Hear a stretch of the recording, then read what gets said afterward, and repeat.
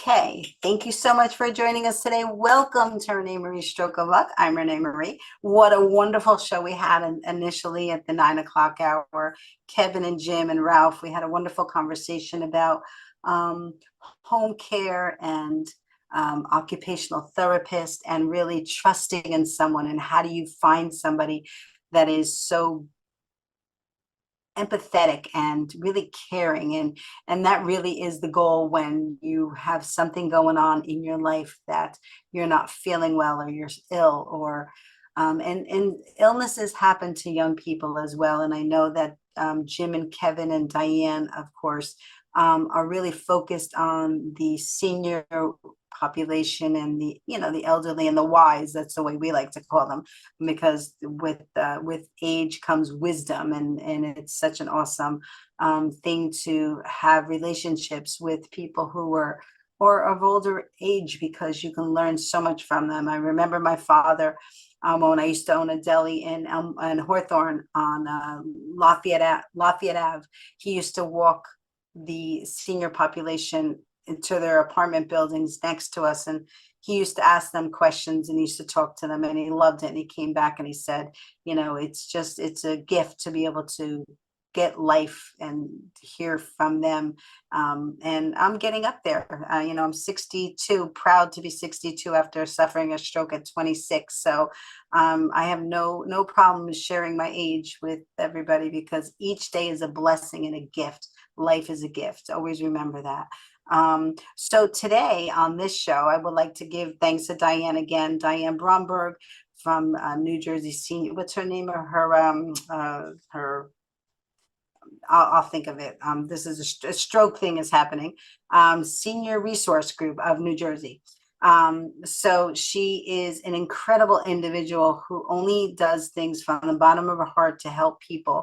And she is the connection between Seraphim and us today. And Julie is just a gift. I just found out that Ralph reached out to Julie without knowing that a long time ago when he started Stroke Warrior Radio, and because of her post on Facebook. And that's how I found Julie as well, streaming through Facebook. I guess Facebook knows that we're in the stroke world, and it just shows me posts from that, and she is a gift to the world. And we were talking in the Zoom green room about less is more, but today the title to the show is Believe, because we all feel that you have to believe in what you're doing, and you have to really move forward and have trust and believe that anything's possible. So, and I can't wait to hear about Seraphim's his purpose in life. And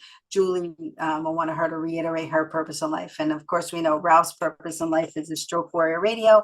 So we're going to open up the communications. If you can open up your volumes. So thank you everybody for joining us today. We're so blessed to have you. Thank you. Good morning. Thanks for having us. Thank you. You're very welcome. You're very welcome. So Julie, we're going to let you start off. Tell us, we know you, but tell us a little bit about how you started the what's it called, the therapeutic. Give us the full title on that. Sure. Caregiving through a therapeutic lens. That's it. Ooh. Yes. So for those who don't know me or haven't seen the first time I was here, I'm Julie Wall. I'm an occupational therapist, and I've been happily in the field for over 13 years, loving the work. And for the majority of that time working with brain injured individuals or folks that have had some kind of neurological disease condition. And just through that work with the clients and the patients, I was really starting to notice the disconnect between what we were doing directly with the person, the survivor, and kind of what the caregiver's knowledge base was and what was happening or not happening at home. So a couple years ago, I kind of had this epiphany that I really want to kind of bridge that gap of knowledge between what we're doing in the clinic as a clinician and then what the caregiver knows and can be following through with at home. So hence the birth of caregiving through a therapeutic lens, because I believe that if caregivers have the knowledge base that therapists do, at least to a certain extent, and they kind of come into caregiving, a care partnership with a therapeutic lens of education, understanding, they can just be a much better care partner to the survivor. And it can become more of a partnership instead of just I give, you receive. Right, So right. that's how it was born. And it's been a wonderful journey so far. I am working with Brain Injury Association of Colorado to provide some services for the brain injured population. And then there's a new program, which I would love to talk about, that's coming up. Yes. And that's going to be more for the caregivers in terms of the education piece. So I can jump into it now, or I can wait if we want to just do some introductions first. Yeah, wait 1 second. I just want Seraphim to share a little bit about his purpose and his business. So give us a little bit about what your purpose in life is, Seraphim. Well, thank you so much. It's an honor to be with all of you here today, and hopefully those watching will benefit from what we have to share. So my purpose in life is very simple. It's to help other people, and whatever I do, professionally and personally, I hope, falls into that um, goal of mine. And so on a professional level, and why I'm here today, I wanted to talk about some offerings that I share with people that get them help, financial help in times of critical illnesses, obviously stroke and heart attacks. But I wanted to focus on cancer, especially with upcoming cancer awareness, Breast Cancer Awareness Month in September. People don't seem to realize, the all the aspects that these critical illnesses, or in particular cancer, have. And one of the main aspects that people don't realize about healing is the financial stress associated with healing. And so when we get into it, I want to talk about some cancer statistics. There's a saying that, words speak, but numbers shout. And when you look at the statistics of cancer and even the statistics of people going bankrupt, becoming really financially in distress as a result of struggling to fight the disease, it's scary. And so I'm very happy that I'm able to share with those who need it options to help take the financial strain off of the recovery process, so that their mind and their heart and their body and their soul and their intellect can focus on the important thing of getting better and healing, and not have to worry about the financial stress. Because the less stress we have in life, the better we can focus on the one thing necessary, and that's healing any horrible disease that we encounter. Yep, that's absolutely true. Ralph, give us a little bit about your story, because I know you said it in the last show, and for any new viewers, tell us a little bit about Stroke Warrior Radio. Yeah. Because Oh, it's another show, so I want us to have everything yeah. in one show. Yeah, but I had my stroke 9.5 years ago. It was I guess an ischemic stroke. I lost my left side. Um, and I started Stroke Warrior Radio after a stagnant recovery of 6.5 years. I found better therapies, better people, other stroke survivors, and got off my walker and cane. I work a full-time job plus the radio. I can run on a water treadmill an 18-minute mile. So all that hope that was taken away from me, I found out that it was never as good as it gets. So I started Stroke Warrior Radio to help other people learn that there is hope and that there's a lot more information out there than we were originally given. And Ralph reaches over 53 countries. Am I correct in my mind thought? 54. 54 countries. So whatever we speak about here is really going to impact the world. So thank you so much for joining us. So Julie, tell us your new program, because I know you're really excited about it, and then we'll feed into Seraphim and helping others and by options. So go ahead, Julie. Sure. So as I mentioned, this past year, it's been a very exciting new partnership with the Brain Injury Association of Colorado, which is where I am. And so I've been connected with them, providing online dance fitness classes for them, as I'm also a LeBlast fitness instructor. And so that's been a really Wow. wonderful gift to give back to survivors. And so we have bi-monthly classes currently on Mondays for that. It's a modified class. And so what And we're going those to be are live transitioning, classes, Julie? They're live they classes. are, yes, They're they are live. live classes. Yes. And so they're free. You just have to go on to the Brain Injury Association of Colorado website to register, to pre-register. So you get the Zoom link, but they are free. And I welcome survivors, I welcome caregivers, I really anyone who just wants to be in their body, to move and to feel good again. So that's been part of my partnership with them so far this year. And the new program, which I'm very excited to share, it's called AHEAD, and that stands for Achieving Healing Through Education, Accountability, and Determination. Mm. So AHEAD program is something that was originally designed by the Mind Source Brain Injury Network, and it's a brain injury education and skill building course. And so it was originally designed for justice individuals who were screened positive for traumatic brain injury. And it was to provide them insight and tools to better cope with and address the symptoms that they're dealing with. And so what we're doing is we're taking that program and now we're going to adapt it for caregivers, because I think that knowledge base is so important, not just for the individual, the survivor, but also for the caregivers to understand as well. So it's about an 8-week education-based program online. And there's topics just such as understanding brain injury and symptom recognition, memory skills and goal setting, emotional regulation, communication mastery, Wow. grieving and brain injury, because there's a lot of people that I've spoken to over the last couple of years, caregivers in particular, who they just feel like they're not allowed to grieve.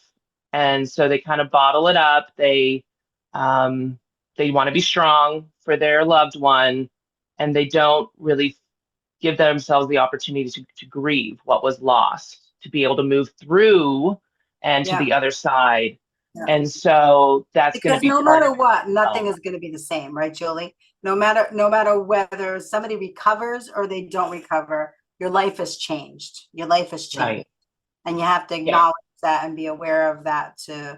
And you have to go down the new road. You have to go down the new road. Yeah, and kind of working through that. And I think, to expect loved ones and survivors to just come directly to acceptance of the new normal, of the new reality, is not very fair. I think it's important to allow them, to give them the space to grieve and to process these changes and to feel whatever it is that they need to feel in order to move through it to the other side of then acceptance, moving forward, allowing themselves to be in the new normal and to be present within it. So it's gone through one cohort so far. There was another facilitator working with caregivers in Colorado. We're about to start another session coming up next month. And my hope, because right now it's for Colorado families and caregivers, is my hope is to take it and then make it more accessible to the wider world. So I'm planning to facilitate this program for our Colorado caregivers coming up. And then I want to transition and provide a wider scope, so anyone who feels that they would benefit from this type of education and skill building within a group setting can reach out to me directly, and hopefully we can start another group together sometime this fall. Yeah, when you have it ready, let's get together and you could maybe do a little portion on the show so that we could support your press on it. We could do a little portion so that people could see what they can get that. And I would love to take that program, because I'm always want to learn how I can better and help people, because I talk to a lot of stroke survivors and stuff, and their caregivers, and it's in, and even though we're talking about brain injuries, um, that goes for everything, including cancer survivors and stuff. So I think it's really a wonderful program. Yeah, I mean, yeah, exactly. Even though it's designed for brain injured individuals and their caregivers, these topics are so universal when you get some kind of life altering diagnosis, right? There's anger that comes with it. There's grieving that comes with it. Um, just to regulate your own emotions is a skill that a lot of us don't have. We Right, see it a lot in right. kids, but we realize as adults, like, oh, I'm also not really regulating my emotions very well. So how can I, learn positive ways to regulate those emotions? Because emotions are natural. It's part of the human condition. And when Yeah. something really intense that just turns your world upside down, whether you're the survivor or the caregiver, it's really important to know how to recognize those emotions and then how you can regulate it for yourself so they don't overload and overwhelm you. That's so important, Julie. It's so important. Um, Seraphim, as important as Julie's education is, we always got to talk about the finances, right? We were talking about that in the last show. Um, how, they have wonderful programs, but how do you pay for it? Because people do need to get paid to be able to successfully maintain their businesses. So talk to us about the options that you have, and tell us a little bit about your business too. Thank you. Well, I liked what Julie said very much about, calling this the new normal. One diagnosis can change someone's life. And what was normal for that person yesterday is going to be very different than what's normal for them today and tomorrow and going forward while they're battling a disease. And that's why I also like Ralph's name of his company, Stroke Warrior, because it is a war. It really is a war. And I think every daily aspect of our life is a war against something, right? It's a war to remain relevant to our families. It's a war to, um, you know, just live what we call a healthy, normal lifestyle.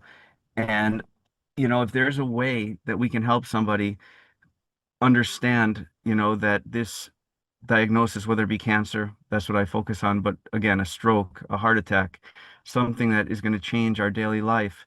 What is that new normal? What's a realistic um, projection of what that normalcy is for us?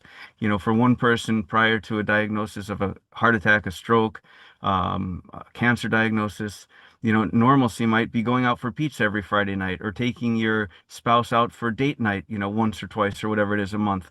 But then once those diagnoses or those incidents happen, that's not a reality of what's normal for us anymore. The normalcy might be just, mustering up enough strength to tell that person that they're loved. And also, we all want to be a source of inspiration, a source of strength for those with whom we live and those with whom we share our lives. And when we have something that affects us, we feel perhaps less empowered to do so. And so I think that the therapy that Julie offers, and certainly, the message of hope that Ralph is providing for everyone, shows people that you have to be you, the best that you can be on any given day. And someone who just went through a stroke, just had a stroke, or someone who just was diagnosed with cancer, they still have meaning, they still have benefit. And I really do believe that that diagnosis, that illness, that um,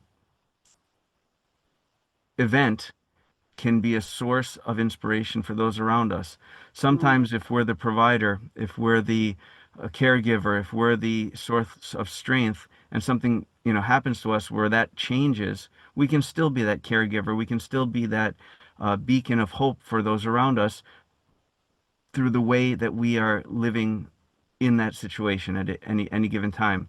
We talk about caregivers, and I know people. This is coming from your first live stream this morning, but caregivers who are supposedly helping, those that need care get more benefit from the person that they're caring for than they give to them because we all have our place in life. Yeah. And your experience, Renee, living through a stroke and now sharing, hope to so many people, you wouldn't have been able to give that hope if you didn't live through it. So there is a reason. There is a higher power. There's a reason why we're put on this earth, even this live stream today. Hopefully, if one person benefits from what we share today, thank God we're doing this. And Yeah. so I think it's so important. I don't want to talk just finances because then it looks like it's a sales pitch or it looks like it's trying to gain clients, and I don't want to do that. But I would be remiss if I didn't share the reality of the financial aspect with any critical illness, whether it be a heart attack, stroke, cancer, anything. The reality is that 2 million people are projected to get cancer this year in the United States. That's a scary number. 2 million people. And those are 2 million people who are diagnosed with the disease. But within those families, you're talking at least another 2 million on top of it. The loved one, the spouse, the children, that number goes up to 4, 5, 6, 7 million. The cousin, the rich uncle who wants to take care of his family member who is diagnosed. And so it really just trickles down to our whole network, our whole community of loved ones and friends and family. And so these diseases, strokes, heart attacks, cancer, whatever it may be, doesn't affect just the person that lived through it or is living through it now, but it's their whole um, support system and their families and their loved ones. It's a community of you know, people who are affected. And so I think this is so important that we're talking about this today.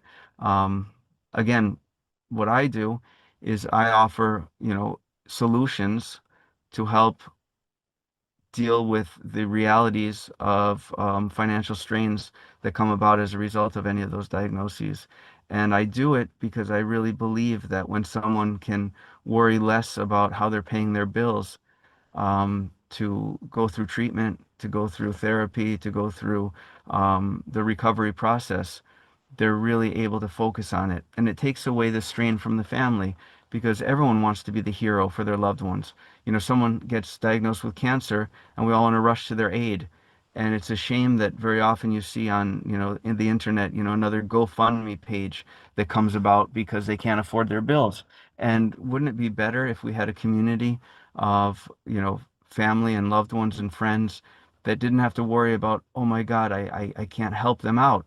And I know cases, tragically, where family members, out of embarrassment that they can't help their loved one financially, they, it's like a fight or flight kind of thing. They end up not talking to them anymore out of shame because I can't help. I can't be that source of support.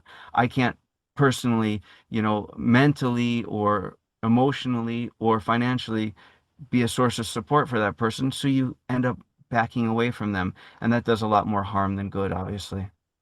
Seraphim, I wanted to reiterate what I had mentioned, and I don't want you to feel at all that anybody, especially me, is taking it like a sales pitch. I know that we always talk about on the show, insurances and how to pay and when they won't pay. And the fact that you're giving solutions and options to those that are struggling, it's a gift. It's a gift to at least have someone like yourself who will communicate with you, will talk with you, will try to work it through. I remember like being in a stroke support group, and the first 10 minutes we're talking about the stroke situations, and then the rest was talking about how they're going to pay and the finances, and they, when at lunchtime after the work, they have to be on the phone with the insurance company because they have to work, but they can't be there at the hospital with their family. So I just want to reiterate that I believe, and we all believe, that you're a gift providing options for people. Talking about money is difficult. It's difficult, but the fact that you're giving them options is really a blessing. It's a blessing. I just want to make sure we reiterated that. So, Ralph, you have any input into that? Not yet. I'm anxious to hear more about both programs that you guys provide.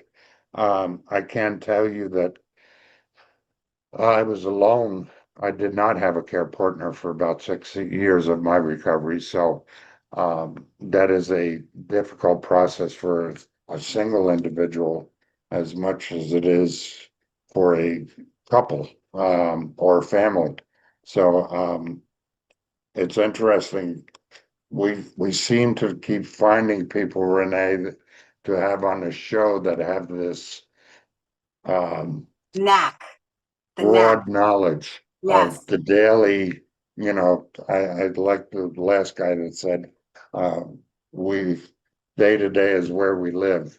And I appreciate that you guys do what you do because, you know, as new stroke or TBI or any kind of illness that's a traumatic injury or whatever, there's the cognitive issue, there's the stress issue of understanding all that we're going through. And what you guys are doing is fantastic because it's just we have to get it out there that this information is available. Because the information in my early recovery was terrible. Was not aware of everything I had to go through or everything I was going to go through. Nobody told me that. Um, it's that when you get to the point that you're achieving those small victories every day, it becomes more important to share that with other survivors as well. So I appreciate what you guys do. Yeah, we are lucky, Ralph. We always, I think in my world, God brings them to us to Yeah, to, to really, because with all the people out in the world that we could have on this show, like the whole world is at our fingertips. That both of you are on the show today. I think that's amazingly God work. So before we get into more Seraphim, I would like to hear more specifics on the options and more about your cancer because September is Cancer Awareness Month. Am I correct in my mind thought? Or is it August? Is it August or September?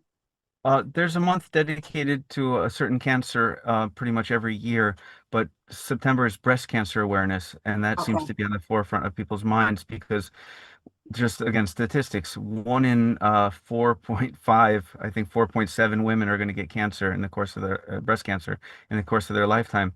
And men get breast cancer too. People don't know that, but Yes, men get breast yes. cancer, yeah. Yeah, yeah, yeah. But I want to go back to Julie for a few minutes and talk to her about this new program and what are one of the can you feed into a little bit more about one of the caregiver options that you're talking about? You're doing it for your Colorado alone, but give me a little bit more on one of the topics on the 6 weeks. Sure, sure. So, and again, I'm still relatively new to the program. I've been working with the facilitator who has been through the caregiver cohort, the 8-week program. And so we're kind of transitioning the material over. It is again, an education-based program. So within a group setting, we are discussing these various topics. So I'll give the example of memory skills and goal setting. So usually within the group, we're first giving a little education on why we're talking about the topic. Why is it important? Why is it applicable to understand, especially as a care partner? What can happen with memory after a brain injury? Why is goal setting important within the recovery? And then there's going to be some kind of practical practice. So again, it's not just education, but it's also skill building within the group. So we have handouts that we might work with and might just be open forum discussion where if we're taking goal setting and we talk about the importance of SMART goals. I don't know if anyone's ever heard that acronym. SMART Yeah. goals are important in recovery. So it's very specific to the person, right? So we were talking in the green room about somebody from your prior Zoom call, and they were saying the importance of salience. What is important to the person? It needs to be specific to them. What we're working on with person A is not going to be meaningful to person B, and therefore it's not going to be nearly as motivating and receptive to them. So specific, measurable, right? There needs to be some kind of measurement. I love being able to measure things through action. So talking about the importance of photos and videos throughout the process. How do we measure progress? Because the day to day, you don't really know what is changing. Even if you live with the person, the day to day, the grind of it, you don't really notice until Right. you see your loved one trying to bring a cup to their mouth in January, and then you re-record them doing the same thing in February, and you go, oh my God, do you see that difference? I didn't realize it, but now you can bring it higher. Now you can lift something heavier. Now there's not shaking with it. Whatever the Right. progress might be, you can really see it Right. when it's in a video format. So kind of how are we measuring these goals? So these SMART goals, it needs to be really important to really understand what each of those things mean. And then maybe even setting a goal as the care partner. So again, practical application. As a care partner, I'm going to create a goal for that, for around my own role. And how can we help our loved ones with memory skills, right? Is it repetition?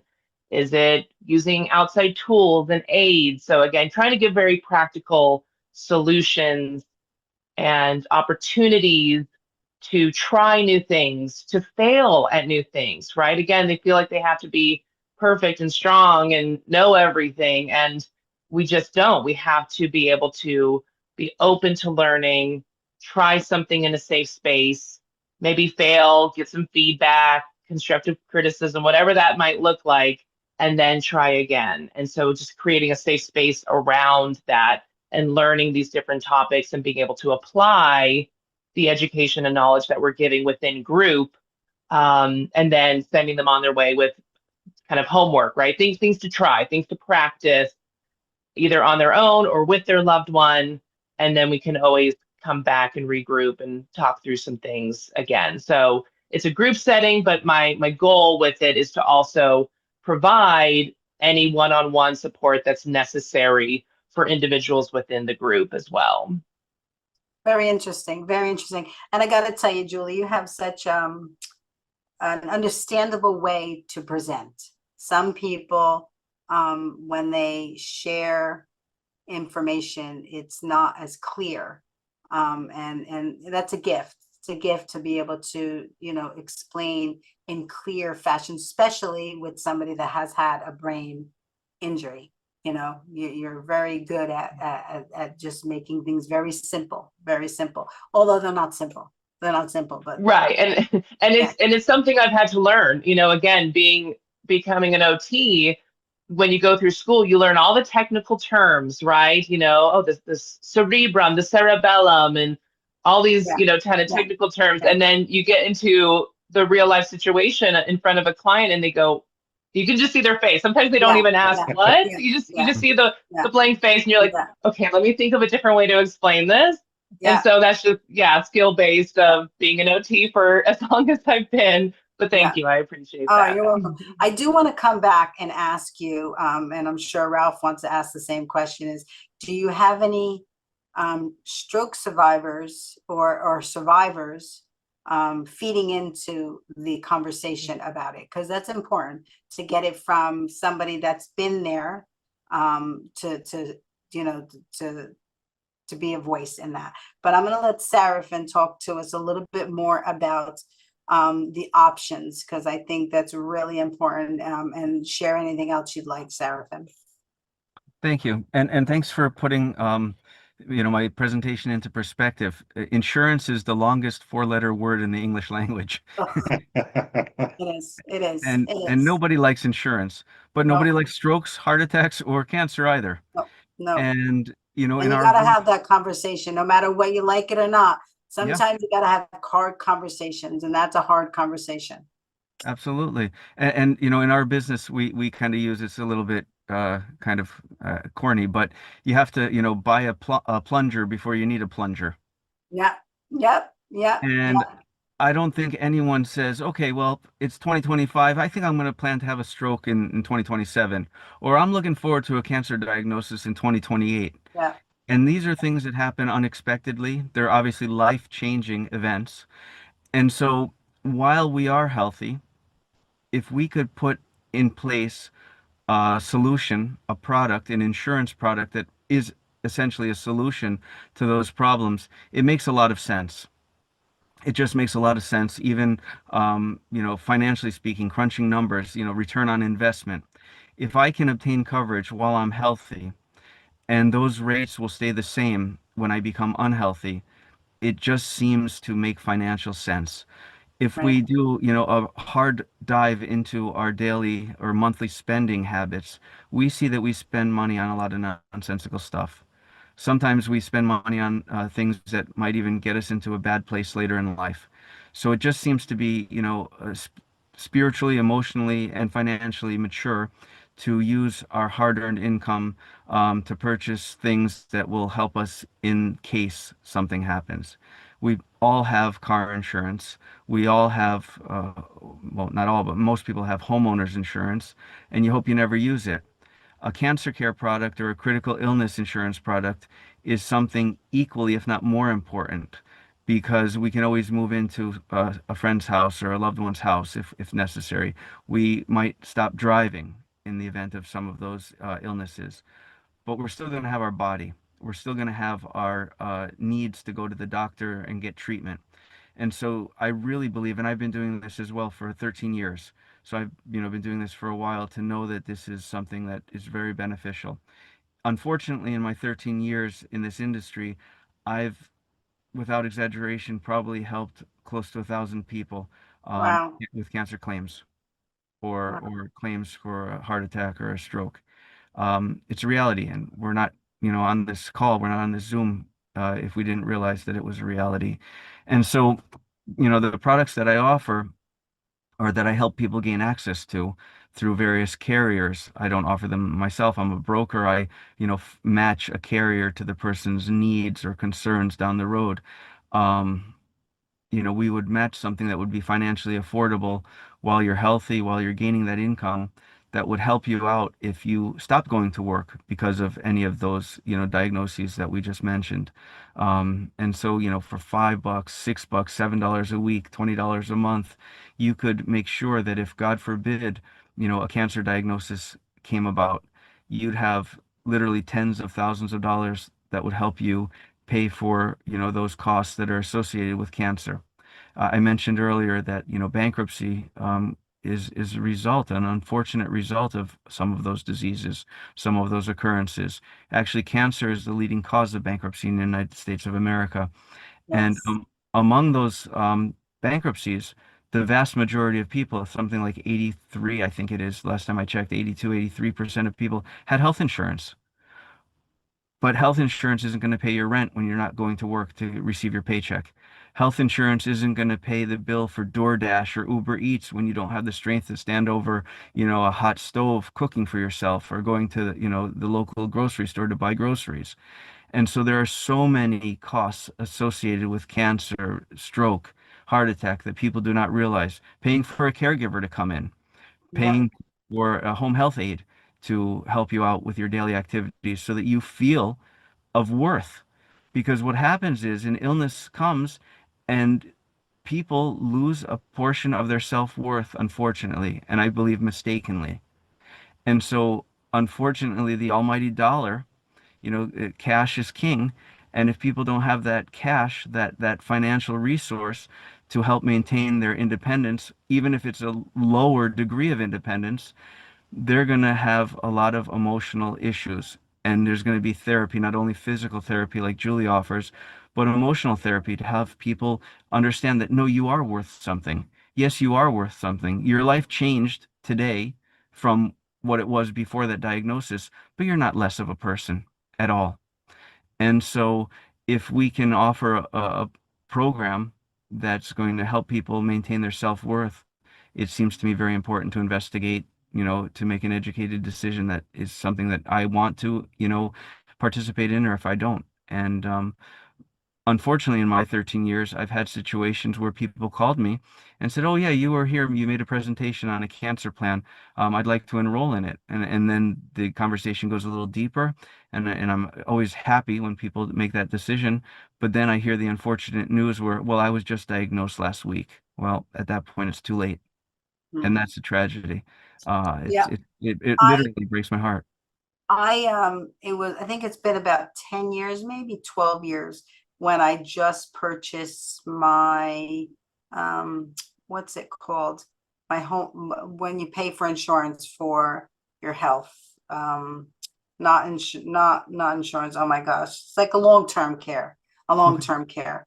Hmm. But I was, and I bought it late. I mean, I'm in my 50s because a friend of mine, Tracy Lawrence, who was a dear, she passed away. But she's the one that got me to understand that I needed that. And Seraphim, what I want to say to everybody is that, and Julie, the same thing for you, Ralph, the same thing for you, is, that's why we have these shows to educate people, but also people, like you said, Seraphim, have to make a decision before they get into any predicaments. And the other thing I want to say is, you need somebody like yourself who people can trust, because you're trusting their lives with you. They're trusting in you. And I know, just knowing you and knowing from Diane, that, you're just a very trustworthy person who wants to make a positive impact in lives. But there's people out there who do use health and age against them. And so make sure that you are trusting in somebody like Seraphim, who who has a record, can really help you, not hurt you. So that was my thought process. Ralph, did you Well, want I think one of the interesting tie-ins that I'm hearing here is if you make those decisions and get those things set up from Seraphim's standpoint, it reduces the stress when you do have that event happen. And it goes to Julie's standpoint that the recovery becomes easier. Because I was an independent contractor before my stroke, and I didn't have health insurance or anything. So I was in a bad place for all of that.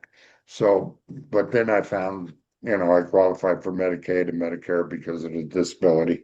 But once I had that, my outlook improved, so my therapy improved. So, Yeah. I mean, that's an important tie-in for me. Julie, do you find that your patients are more or less in a bad place or in a good place when they come to you? As far It, as coverage. yeah. It varies, but I would say more times than not, they're not in a financially stable place. Um, and I work in inpatient rehab hospital settings. I also Oh, do neurointensive home and community, where we're getting a lot of workers' comp cases. But in general, especially at the inpatient rehab level, I do see a lot of people who come in and, I mean, they came in not even having a home, not even having a stable home yeah. to go back to. So it gets very complex in terms of discharge planning and following up with care after they leave us from the hospital.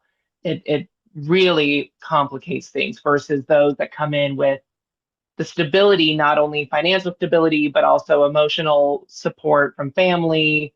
Um, it makes all the difference in the world, your support system. And so if you have people in your life that can be part of that support system, wonderful. But then having the financial support and stability in that mix, in that, piece as well is hugely beneficial for if something happens down the road. You Yeah. find more and more programs out there for um, like occupational therapy companies or physical therapy or whatever. That's more programs are being developed to help out with that burden? I personally have not seen Okay, that. From my knowledge base of the companies that I've worked with, it's either we're trying to get contracts with insurance companies, like individual insurance companies. Some places work with Medicaid, Medicare, others don't. Some are out of pocket, especially if you want it really specialized and intense. A lot of those still tend to be out of pocket costs. Seraph, and I have a question because this is just coming to me.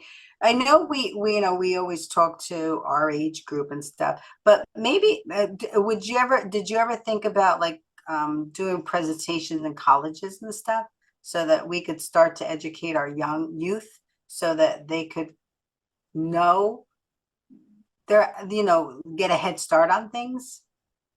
Yeah, I'm willing to present anywhere, anytime, because I do believe in this, and I know that it changed people's lives. As younger people, they think they're invincible, unfortunately. Right, We right. know childhood cancer exists. I actually have a coworker who has a 17-year-old son who was diagnosed with cancer in his senior year of high school, and his whole life changed. And so it is a reality, and our job is to educate people.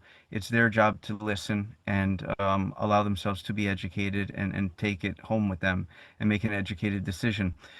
For all insurances, but certainly life insurance is well known for this, but even cancer care and disability insurance, long-term care, age is the enemy of any insurance program. Right. And so when is the best time to get insurance? Yesterday, right? But when is the Yes. second best time? Today, because tomorrow it's going to be more expensive. But once you enroll in coverage, you're grandfathered in immediately, so the rates never go up, and that's important. So if you can get rates at a 26-year-old level, and then you're 46 and 56, those rates are going to stay the same, rather than you start to, get older, you feel that your body's changing, you realize that because of history of maybe cancer in the family or stroke in the family or heart attack in the family, um, the odds are against you, and then you want to get it when you're 55 or 56 or 62, it's going to be a lot more expensive, and it just becomes frighteningly expensive, and then people opt out because of that number, Right, not right. realizing that the benefit will still be helpful even with that, higher premium. But you mentioned something about trust, and if you allow me, I just want to say something that I think is very Absolutely.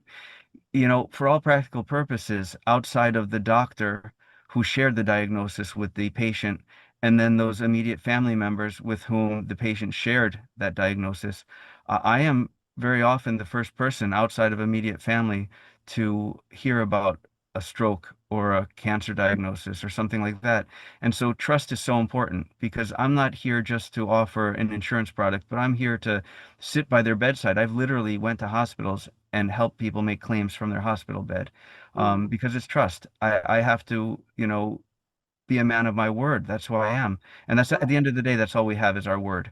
And so it's not just, to sell an insurance product and then never see the person again. If I wanted to do that, I'd sell used cars. But I believe in this, and I want to share one story that to this day it brings me goosebumps. But I work very often business to business, and I offer certain plans through payroll deduction. And I had a situation in New Jersey where I was there for an open enrollment presentation, and there was a man who actually applied for cancer coverage a few years back. And in with one of the carriers, there's a wellness benefit that pays cash for any kind of cancer screenings, whether it be mammograms, pap smears, whatever it may be. And so I was sitting with this man, and I told him, I said, you've never made a wellness claim. Let me help you. And he was kind of this rough and tough guy. And he said, "Oh, I don't want to do that. I'm not interested in those tests." And I said, "Why?" I said, first of all, you're paying for the benefit. You might as well take advantage of it." Mm, And he said he was focusing on a colonoscopy. And he said he doesn't want that procedure. He's scared of it. And so I gave him a list of procedures that are covered. And one of them was a PSA test. And I do believe in God. And I believe that God's hand was in that conversation. He was with us that day. And the man in question, coincidentally, providentially, had his annual physical scheduled literally less than a month after our conversation. And I gave him the claim form ahead of time. And I said, just go for a PSA test. You're going to be there anyway. And he took the information. Took the claim form because he wanted his $75 wellness benefit. He would have not had that screening done. He asked the doctor for a PSA test, and he was tested positive for cancer. Wow. And it changed his life. At the end of the day, $75 is not going to help, right? $75, maybe it's a nice meal out, not even a nice meal anymore. Half a tank of gas, whatever it is, $75. But because of that wellness benefit, he was encouraged, and because of our conversation, he was encouraged to get screened. And early screening, early detection is key to fighting the disease. And literally, I believe, as loud as that sounds, that conversation saved the man's life. He beat the disease, and all his Wow. coworkers now have the plan because he's a living testament to what it Wow. can do. That's incredible. That's an incredible story. That's an incredible story. Thank you for sharing. I do want to reiterate, and I hope you're okay if I share this, but Seraphim is sitting in his car because he came out of church because he's so passionate about this. So, so you just got to do what you got to do. And we're so grateful for you to take the time today to share, your passion for this. And I do want to share before I ask Julie about that stroke survivors, having her part of the team. I do want to talk offline with you, Seraphim, about teaming up with you and coming up with a stroke program with my organization and your business, or so that we can reach out to colleges and start to educate young children on this, because like you said, if you buy it young, it'll just help you in the future. I think that's such a, and I'm mad at myself for not being that smart, and I didn't have the parental education, and sometimes our parents don't have the education, so we want to educate them. And sometimes you can't educate the parents because they're locked in their ways, they're not open for change. So if we can reach those young children and educate them, I think that would be a wonderful thing. I think it'll be a wonderful thing if you're open to it. Yes. Absolutely. Thank you. So Julie, tell us about do you have any stroke survivors as a part of that conversation? Because I think it's an important aspect to hear directly from us what we needed. Yes, I think that is an absolutely important aspect of the conversation as well. Again, I prefer to say care partnership, not caregiver when I can, because it truly is a partnership between the two individuals or the group of individuals. Currently with the AHEAD program, like I mentioned, it was originally designed for the survivor themselves. So somebody who is in the justice system, maybe there's some legal issues, and then they got screened and found out later that, oh my goodness, I've had a TBI and I didn't even realize it. But now, like, we're putting the pieces together and this all makes sense. Why is there homelessness? Why is there, legal complications? All of these pieces. So the program was originally designed for the individual who experienced the brain injury.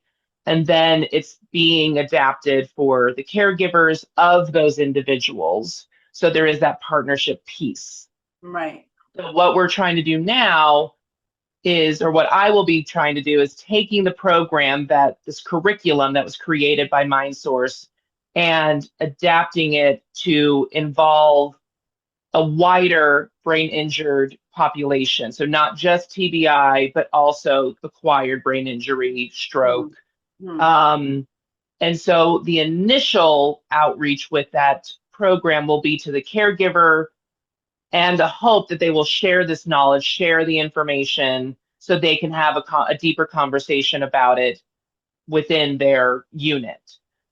Long term, I would love to be able to offer this program both as a group to the survivors or warriors and the caregivers, and maybe even combine someday to have a larger conversation with both sides of the partnership. It's just for now, one step at a Yeah. time. Yeah. So we'll be adapting for the caregiver population first, widen the scope from TBI to wider brain injury diagnoses. And then absolutely, I want to have that conversation and include the warriors and survivors as well. Yeah. I'm always curious. What inspired you to do all this? Well, I kind of mentioned in my little intro, I love the work that I do. I love working with folks who have experienced some form of brain injury. I think it's so rewarding to see their growth and progress. I just was getting so saddened by the gap between what we were doing in clinic and what was not being carried over at home. And just trying to figure out how I could, as an individual, and I'm only one person, but how could I try to bridge that gap? And so it just became kind of a passion of mine. It's, like you, Ralph, I work full time outside of all of this, right? I'm an OT in the world, working one-on-one with clients, and this just became more of a passion project for me to try and support, educate, train caregivers to think more like a therapist, have that therapeutic lens in which they're looking into the situation and caring for their loved one. I truly feel like there is value to that. I think the partnership would be stronger because of that. And so anything I can do, I'm just trying to learn and grasp, what I'm able in terms of resources and education to provide to the caregiver population. And so when I teamed up with BIAC, Brain Injury Association of Colorado, again, the original intention was through my work as a dance instructor. And then I learned about this AHEAD program. And I just thought, oh my God, this would be so amazing to be able to provide that level of education and skill building to a wider population. So not just Coloradans, but to the world. And so that's my goal, is to somehow eventually bring it to the world so more people have that knowledge and training. Oh, it makes so much difference in recovery once you start learning stuff about recovery, about handling the mental health aspect of it. I mean, to Yeah. me, there's 12 therapies, not just physical therapy and OT. There's all those other things in there, the care partners. I agree with you there. So it makes all the difference in the world. Going out as a survivor, making the choice to be a warrior, to go out there and find these programs. I Seraphim, like I said, I found somebody that got me Medicare and Medicaid after my stroke. I found somebody, I'm not ashamed to say it, at that point, I couldn't work anymore. So I had to get food stamps even. That knowledge is so important to the recovery.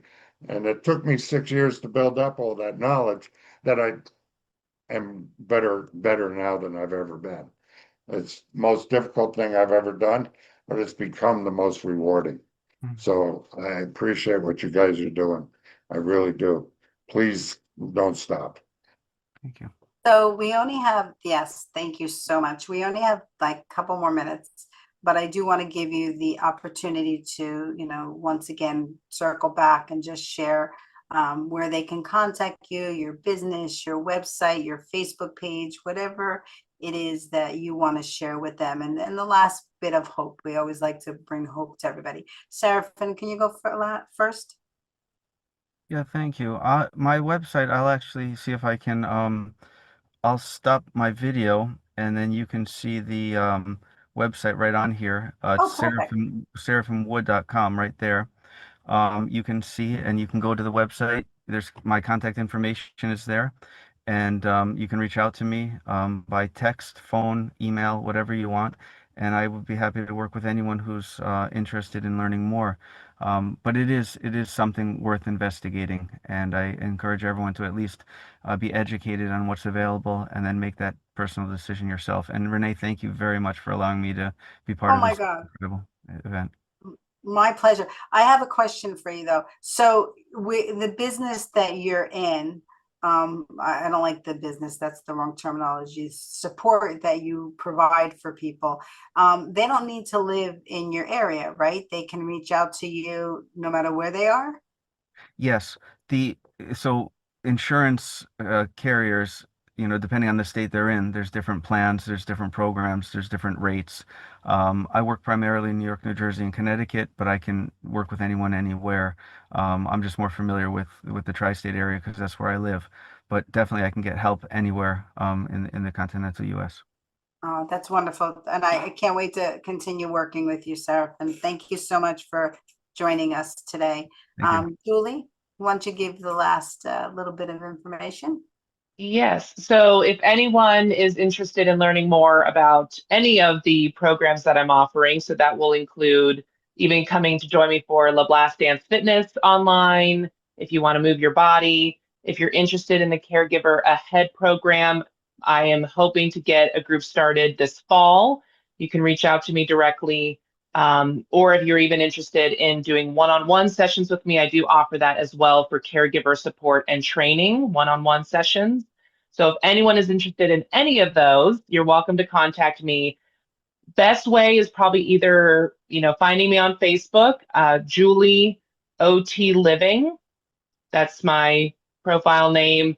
You can also find the group that I will absolutely be continuing to reach out to and post about these different programs. That's Caregiving Through a Therapeutic Lens. And most direct, which is probably the best way actually, is just sending me a message through my email, julieotliving@gmail.com. So I welcome anyone who has questions or is interested in joining me for any of those programs. It is online based, so can be anywhere in the world. I will find time, and I look forward to talking with you guys soon. Thank you, Julie. Thank you for all the work you're doing. Thank you, Seraphim, for all the work you're doing. Ralph, you want to say a few closing words for this show? I appreciate both of you being on the show today, Seraphin and Julie. I look forward to talking to you again. I hope I can expand your worldwide goal there, Julie. So if you want to listen to Stroke Warrior Radio, go to strokewarriorradio.com, hit the listen button, or you can find us on any social media, pretty much Instagram, Facebook, LinkedIn, TikTok, and YouTube. Yes, and Thank I you for think having me. our show is on Wednesdays, I believe, Wednesday, 3 p.m. and 3 a.m. No, it's actually Monday, Wednesday, Friday, 3 p.m. Oh, okay. Monday, Wednesday, 3 Friday. a.m. and 3 p.m. I Okay. broadcast the audios of your shows. Woo! Hmm. Yeah. So this will touch the world. It's touching the world now, but yeah, another former resource. Thank you so much, everybody. We're gonna close out. We always blow our kisses. Seraphim, thank you for joining us today. I know you have your video shut off. Julie, thank you for joining us. Ralph, it's always a pleasure to have you as co-host. You bring so much value and important conversation pieces to the show. We're blessed to have you part of our family. Thank you for joining us today. Oh, there he is. We hope you have a stroke of luck today. What incredible two shows. They really were about caregiving and support and just showing people love. And we've had 4 wonderful guests on today. And if you want to join us for our comedy show, October 3rd, Friday, October 3rd, please join us. Please look on the website, RenéMarie'sLanguageOfLove.org. And go there and you can buy tickets. Jeff Norris is an incredible, hilarious comedian. I'm going to be opening up for Jeff, which I'm blessed. And we hope you'll join us. We're going to come together as a community to have a great time. So on 3, we always blow our kisses. And thank you so much for staying on for an extra 3 minutes. 1, 2, 3. Bye, everybody. Have a blessed day. Bye. Bye.